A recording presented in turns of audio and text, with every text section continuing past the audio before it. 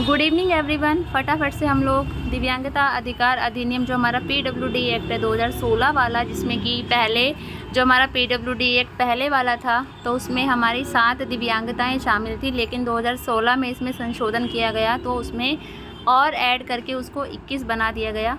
ठीक है, 21 प्रकार की जो हैं विकलांगताएँ शामिल हो गई हैं टोटल। तो उसमें पहली है मानसिक मंदता। आपको मान लीजिए कुछ ऐसे दे दिया जाए कि बोलने अगर समझने में कठिनाई है बच्चे को, तो उसमें कौन सी विकलांगता है, तो 4 ऑप्शन आएंगे, तो मानसिक मंदता आप लोग टिक कर देंगे। इस तरीके से MCQ बन सकते हैं। तो आपको ये पता होना चाहिए जो मेंटल रिटार्डेशन होता है तो उसमें बोलने में और समझने में कठिनाई होती है, अभिव्यक्त करने में कठिनाई होती है। ठीक है, अगला है ऑटिज़म। ऑटिज़म में किसी कार्य पर ध्यान केंद्रित करने में कठिनाई होती है, आंखें मिलाकर बात नहीं कर पाता, बच्चा गुमसुम रहता है। उसके बाद है cerebral palsy, polio nerve injury भी इसको बोला जाता है। ठीक है, तो इसमें है पैरों में जकड़न रहती है, चलने में कठिनाई होती है, हाथ से काम करने में कठिनाई होती है। मेरी क्लास में भी एक बच्चा है, ऐसा इशू है उसको। उसके बाद है हमारा मानसिक रोगी, मेंटल इलनेस।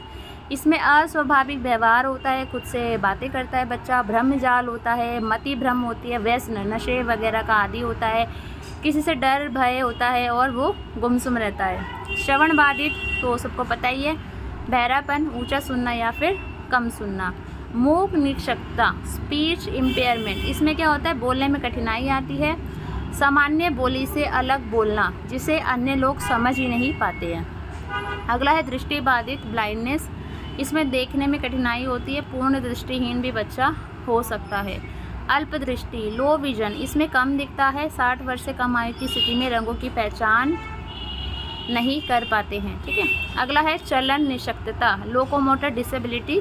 इसमें हाथ या पैर अथवा दोनों की निशक्तता होती है, काम नहीं करते हैं, लकवा, हाथ या पैर कट जाना, ये सब आएगा। कुष्ठ रोग से मुक्त जो हमारा लेप्रोसी कर्ड होता है, इसमें हाथ या पैर उंगलियों में विकृति होती है, टेढ़ापन है, शरीर की त्वचा पर रंगहीन धब्बे होते हैं, ये साइड में आपको दिख भी रहा है, हाथ या पैर या उंगलियां सुन्न हो जाती है। अगला है आपका बौनापन, ड्रॉफिज्म। इसमें व्यक्ति का कद वयस्क होने पर भी 4 फुट से 10 इंच 147 सेंटीमीटर या इससे कम रहता है। तेजाब हमला पीड़ित, एसिड अटैक विक्टिम। इसमें शरीर के अंग, हाथ पैर, आँख आदि तेजाब हमले की वजह से असामान्य या प्रभावित होते हैं और इनको तो आप जानते ही होंगे। अगला है मांसपेशी दुर्विकास। इसमें है मस्कुलर डिस्ट्रॉफी। तो इसमें क्या होता है, मांसपेशियों में कमजोरी एवं विकृति।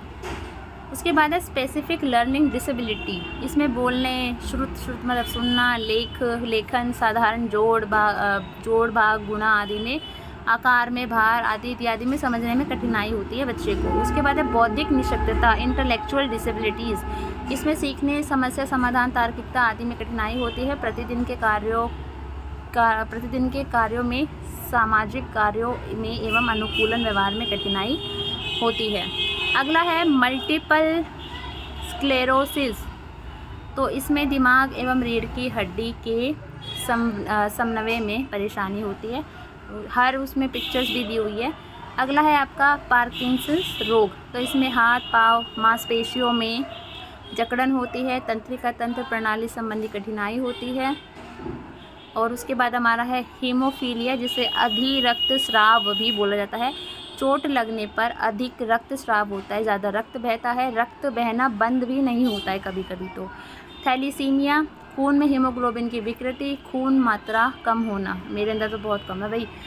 उसके बाद है आपका सिकल सेल डिसीज़। इसमें खून की अत्यधिक कमी होती है, रक्त अल्पता, खून की कमी से शरीर के अंग अवयव खराब हो जाते हैं। अगला है बहु निशक्तता, मल्टीपल डिसेबिलिटी। 2 या 2 से अधिक निशक्तता वाले जो ग्रसित होते हैं वो मल्टीपल डिसेबिलिटी में आएंगे। ठीक है, तो ये सारा हमारा बहुत इंपॉर्टेंट PDF था जो कि मैंने आपके साथ शेयर कर दिया है। So thank you so much everyone. आज की वीडियो में हम कुछ इम्पॉर्टेंट फुल फॉर्म करने वाले हैं। पहली है NCERT, national council of education research and training. आपसे कई बार मैं पूछ भी चुकी हूँ, तो एक तरीके से ये रिवीजन वीडियो है। FACP, functional assessment checklist for programming. PMR, profound mental retardation. GLAD, grade level assessment devices. उसके बाद है डाली, DALI Dyslexia Assessment for Languages of India, Basic MR Behavioral Assessment Scales for Indian Children with Mental Retardation, MDPS Madras Development Programming System, MCHAT Modified Checklist for Autism in Toddlers, CARS Childhood Autism Rating Scale। उसके बाद है INDT Incline Diagnostic Tools for ASD, CRT Criterion Referenced Test। उसके बाद है ISAA Indian Scale for Assessment of Autism। उसके बाद है DTLD Diagnostic Test for Learning Disability। Then उसके बाद है हमारा NRT Norm Referent Test। तो ये हमारी 14 फुल फॉर्म्स हैं। आज के वीडियो में हम लोग कुछ इम्पॉर्टेंट स्पेशल एजुकेशन में दिव्यांगता से संबंधित अधिनियम और उनमें शामिल विकलांगता के बारे में बात करेंगे और बहुत ही इम्पॉर्टेंट वीडियो होने वाली है ये। तो पहला है विकलांगता से संबंधित अधिनियम। तो पहला है भारतीय लुनासी एक्ट 1912 में आया था। मानसिक स्वास्थ्य अधिनियम 1987 में आया था।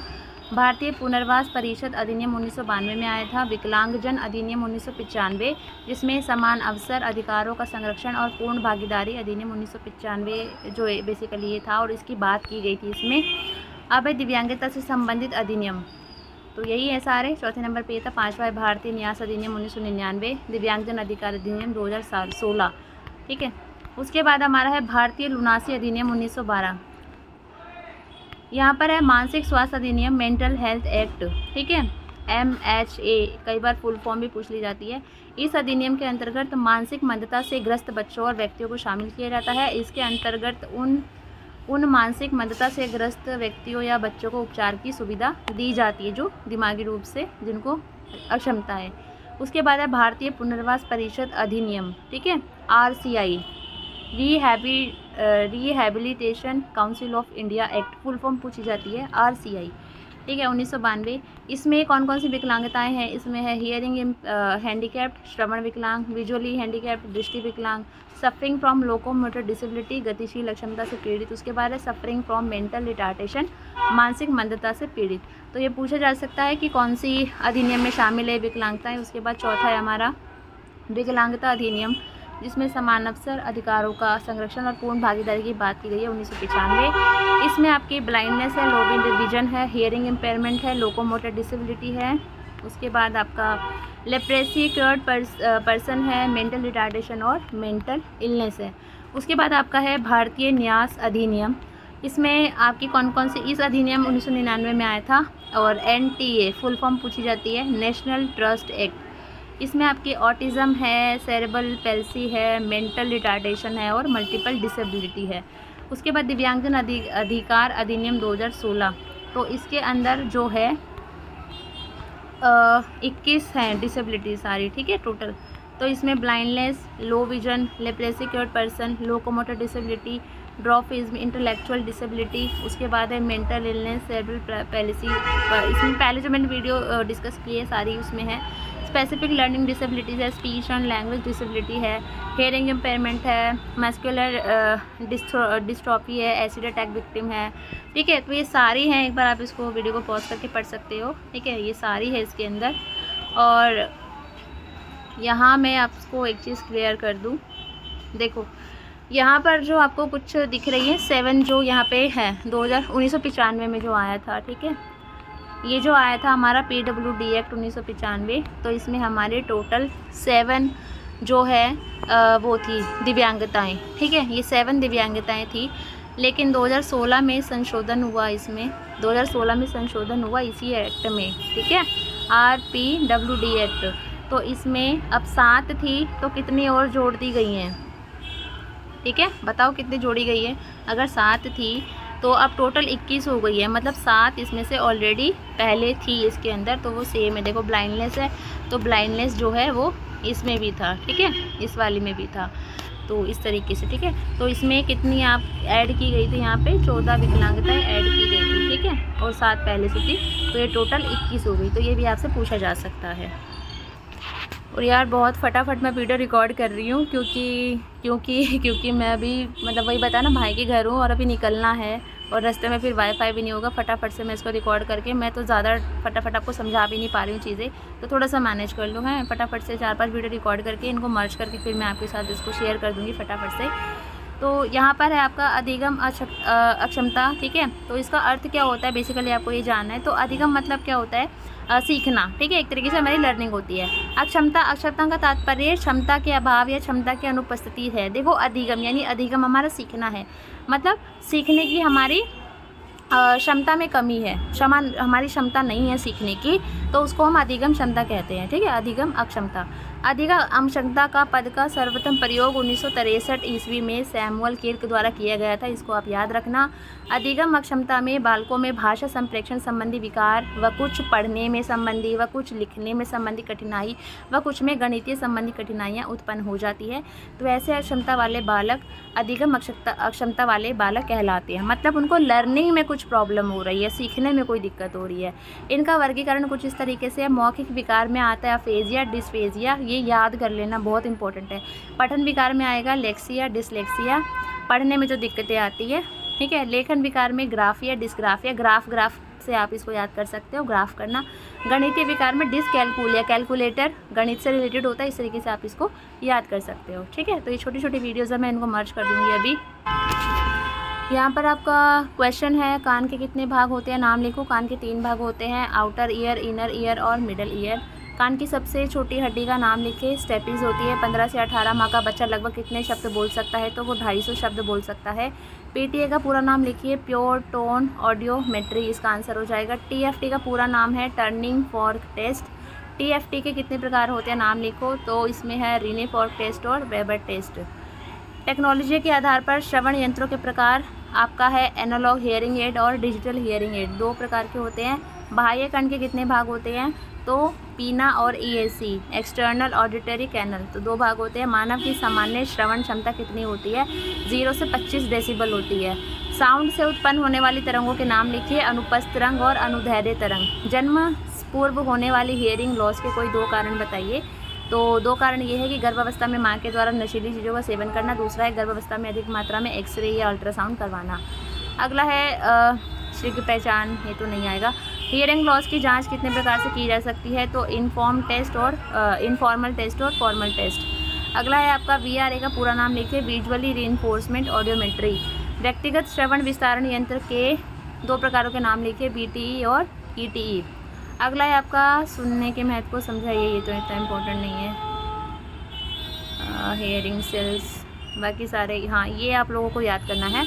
डिग्री के आधार पर श्रवण क्षतिग्रस्तता का वर्गीकरण कीजिए। देखिए जो जनरल होता है, जैसे हम लोग सुनते हैं, वो है 0 से 25 डेसिबल जो होता है वो नॉर्मल होता है। 26 से 40 होता है वो माइल्ड होता है। 41 से 55 होता है वो मॉडरेट होता है। जितना इतना बढ़ता जाएगा उतना ज़्यादा हियरिंग प्रॉब्लम होती है। 56 से 70 डेसिबल मॉडरेटरी सेवर है। 71 to 90 सेवरर है और 91 और अबव ये प्रोफाउंड है, ठीक है। तो ये इसको याद कर लेना, ये बहुत ज़रूरी है। इसके बाद हमारा है, अभी फटाफट से हम कुछ और इम्पॉर्टेंट फुल फॉर्म्स देख लेते हैं। WHO world health organisation, NIEPMD national institute for the empowerment of person with multiple disability. उसके बाद है मल्टीपल 2005 चेन्नई। उसके बाद है PWD act, person with disability act, ठीक है। ये कुछ नहीं है, ठीक है। कभी इसको सोचो कभी क्या है, कन्फ्यूजन मिसप्रिंट है। Anti act national trust act अभी करवाया था मैंने 1999। RCI rehabilitation council of India. Next है CP सेरेब्रल पैलिसी। उसके बाद है AAMR American association of mental retardation. NIHH national institute for the hearing handicapped. IQ intelligence question. AAIDD American association on intellectual development disability. MA mental as. CA मैं तो नहीं बोल पाती है, पता है, कोरोनोलॉजिकल एज, हाँ अभी ठीक बोला है। RT act right to education act 2009। RT act right to information act 2005। उसके बाद है हमारा CWSN children with special needs. IEEP individualised education programme.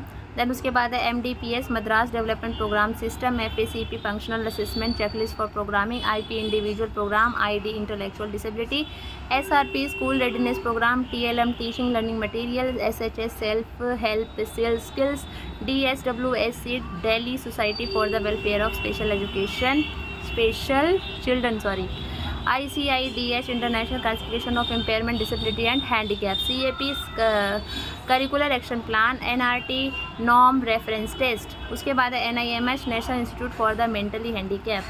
अगला है basic MR behaviour assessment scale for Indian children with mental retardation, CPU central processing unit, ADL activities of daily living, ASD autism spectrum disorder, HI hearing impairment, VI visually impairment, MD multiple disability, star का है आपका यहाँ पे सिपिलिस, टेक्सोप्लोमोसिस, rubella,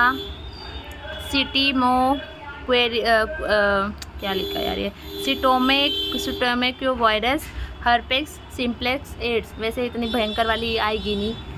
LD learning disability, MHA mental health act 1987, ILA Indian lunacy act 1912। उसके बाद है OCD obsessive compulsive disorder, ECT electro compulsive therapy. उसके बाद है आपका MI mental illness, BMP behaviour management programme, LP lesson plan. उसके बाद है WAPS vocational assessment profile system, PEPR psycho education programme revised. उसके बाद है CARS cars childhood autism rating scale. 48 है ABC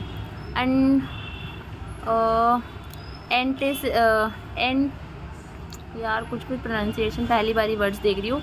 एंटीसीडेंट सही बोल रही हूँ, पता नहीं, अब देख लेना, मैनेज कर लेना। एंटीसीडेंट क्योंकि पहले कभी वर्ड्स पढ़े नहीं है। तो बिहेवियर कॉन्सिक्वेंस। उसके बाद है CBR कम्युनिटी बेस्ड रिहेबिलिटेशन। उसके बाद है DTLD diagnostic test for learning disability.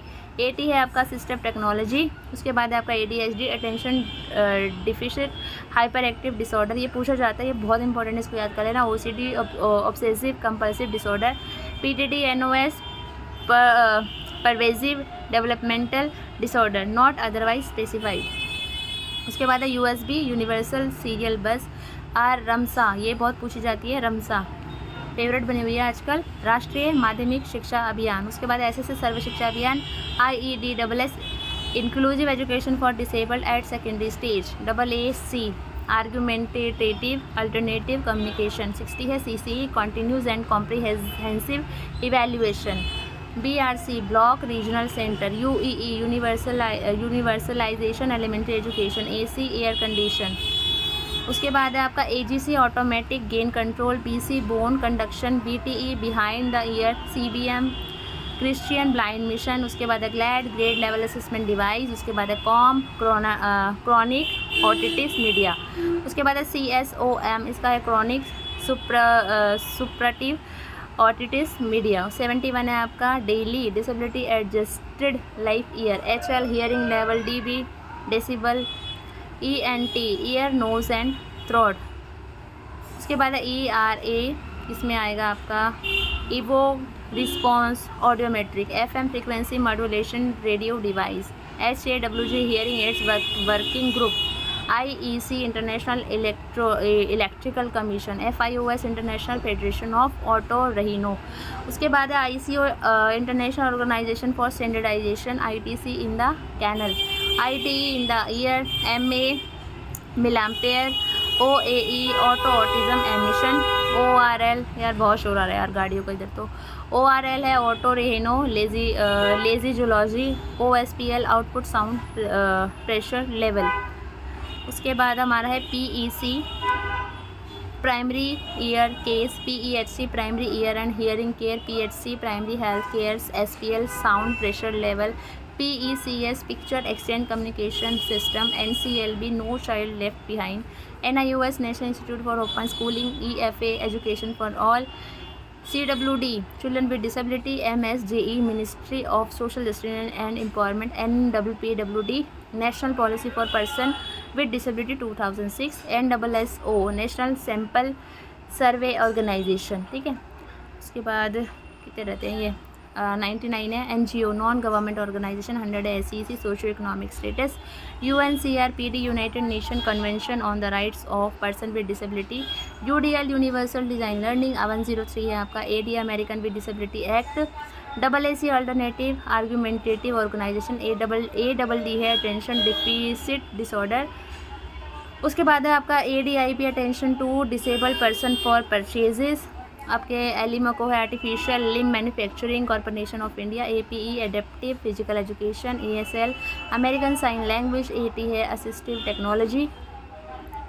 Then उसके बाद है आपका कितने रहते हैं ये तो अरे यार ये तो बहुत सारे हैं काफ़ी सारे हैं, इतने सारे नहीं करने हैं ठीक है। इसको यहीं पे वाइंड अप करते हैं ठीक है। काफ़ी लंबी भी वीडियो जाएगी और अभी आपके पास टाइम नहीं है और जो इम्पोर्टेंट थे वो मैंने करवा दिए क्योंकि काफ़ी ज़्यादा है ठीक है। तो अभी इसको हम कहाँ तक कर लिया हमने, इसको यहीं पे छोड़ते हैं क्योंकि इतने ज़्यादा, क्योंकि कुछ तो ऐसी ऐसी टर्म्स आ रही हैं जो मुझे ही नहीं पता है, पहली बार मैं पढ़ रही हूँ ठीक है। इतना ज़्यादा नहीं है, एंट्रेंस ही है आपका। तो ये 110 इनफ है और बाकी मैंने करवाई दिए हैं आपको ठीक है।